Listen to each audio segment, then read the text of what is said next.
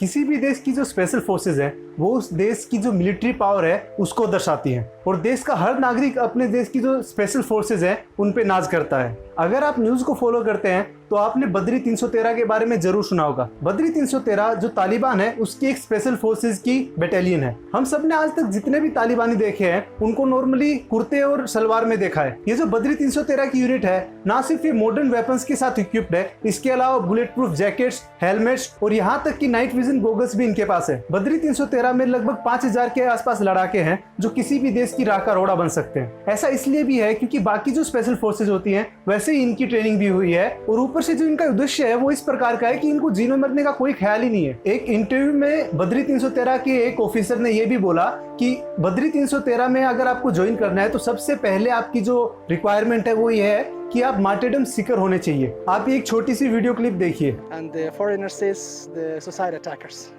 you need to be a martyrdom seeker, mustashhid, to be a member of Badri 313 unit. चलिए इस unit के बारे में हम थोड़ा और जानते हैं। हक्कानी नेटवर्क जो है उसकी तालिबान में अच्छी खासी पकड़ है। इस यूनिट को उन्होंने बनाया है और उन्होंने ही ट्रेनिंग दी है। इस यूनिट का बद्री 313 नाम जो है वो प्रोफेट मोहम्मद की बैटल ऑफ बद्र जिसमें 313 लड़ाके थे उनके ऊपर रखा गया है। ये लड़ाई लगभग 1400 साल पहले हुई थी। ये जो स्पेशल फोर्सेज की यूनिट है उसने सबसे पहले 2011 में हमले करने शुरू किए थे और ये तक बताया जा रहा है कि काबुल में जो तालिबान ने कब्जा किया है उसमें इस यूनिट का बहुत अच्छा खासा रोल है। अभी के लिए इस यूनिट को काबुल में शांति बनाए रखने के ऑर्डर्स मिले हैं। ये जो यूनिट है वो पूरे काबुल में अलग अलग जगह पे पेट्रोलिंग करती रहती है और साथ ही साथ जैसे ही अमेरिका ने एयरपोर्ट खाली किया काबुल का वैसे ही इन्होंने वहां भी पेट्रोलिंग करना शुरू कर दिया और एयरपोर्ट को अपने कब्जे में ले लिया। All of us, we want to be martyred in the way of Allah, and the will of us is to save our country, to save our people, and to save our Awalias. अभी जो video था उसमें आपने देखा होगा कि वो जो ऑफिसर है वो इंग्लिश में बात कर रहा है और अच्छी खासी इंग्लिश बोल रहा है। ये बताया जा रहा है कि इस यूनिट में जो लोग हैं वो 3 से 5 लैंग्वेजेस में एक्सपर्ट है और साथ ही साथ अमेरिका के मॉडर्न वेपन से इक्विप्ड भी है।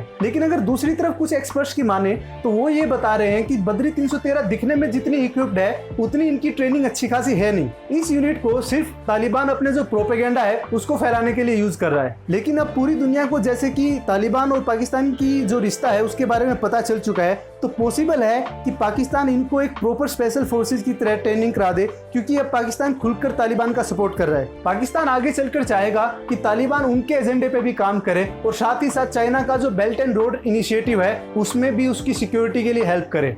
कंक्लूजन में हम यही कहना चाहते हैं कि अभी के लिए जो 313 की यूनिट है वो सिर्फ दिखने में अच्छी है, दिखने में एक स्पेशल फोर्सेज की तरह है, लेकिन आगे आने वाले टाइम में पाकिस्तान और चाइना की मदद से ये पूरी दुनिया के लिए घातक सिद्ध हो सकती है। इस वीडियो में अभी के लिए इतना ही। उम्मीद करता हूँ दी गई इन्फॉर्मेशन आपको पसंद आई होगी। ऐसी ही इन्फॉर्मेटिव वीडियोस के लिए हमारे चैनल को सब्सक्राइब करें और वीडियो को शेयर करें। जय हिंद।